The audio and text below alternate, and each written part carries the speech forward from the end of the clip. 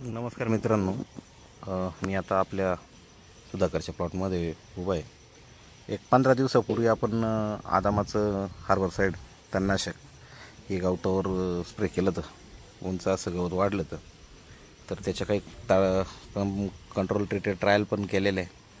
तर या प्लॉटमध्ये सर्व प्रकारचं गवत होतं, म्हणजे माठ आहे, ही शिपी आहे, केना, इथं केना पण आहे, त्यानंतर काँग्रेस, अशा सर्व प्रकारचे तण इथं बागेत होते आणि उंच वाढलेले होते एकदम.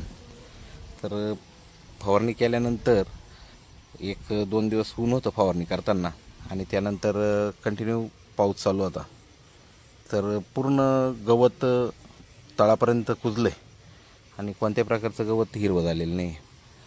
मला 1-2 मित्र म्हणायचे का त्याचे रिझल्ट कमी येतात आणि फवारल्यानंतर 8 दिवसांना परत गवत आहे तसं हिरवं होऊन जातं. ते फवारणी घेताना आपण कव्हरेज कसं घेतलं आहे आणि फवारणी घेताना आपण pH घेतला आहे का त्याचा पाण्याचा, तर ह्या गोष्टी महत्त्वाच्या आहे. प्रॉपर pH जर आपण घेतला तर नक्कीच त्याचेवाले रिझल्ट चांगले येतात. त्याकरता चांगल्या क्वालिटीचं सायट्रिक ॲसिड किंवा pH बॅलन्सर, जो pH जास्त वेळ स्टेबल ठेवील, असं जर आपण pH बूस्टर घेतलं तर 100% आपल्याला तणनाशकाचे रिझल्ट चांगले येतात.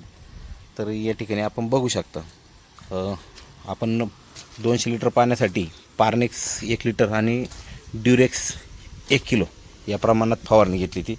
त्यामध्ये स्टिकर पण घेतलं होतं कव्हरेजसाठी. आणि एक त्याच्या फवारणीच्या 15 दिवस अगोदर मी याच ठिकाणी या गल्लीत आधी ट्रायल करून बघितली त्या शिखर पंपानं. गवत पूर्णपणे कंट्रोल मिळतो आहे का, गवत पूर्णपणे सगळ्या प्रकारचं तण जळतं आहे का, तर अशा प्रकारचे मला एकंदरीत रिझल्ट पाहायला मिळाले. हे जे मी दाखवू राहिलो आत्ता, हे समोर आत्ता आपण बघू राहिलो, हे 15 दिवस, म्हणजे ह्या बाजूला जे फवारलं आहे त्याच्या 15 दिवस अगोदरची फवारणी होती. आणि त्याचे रिझल्ट बघितल्यानंतर मी पूर्ण प्लॉटवर या तणनाशकावर गवतावर तणनाशकाची फवारणी घेतलेली. धन्यवाद.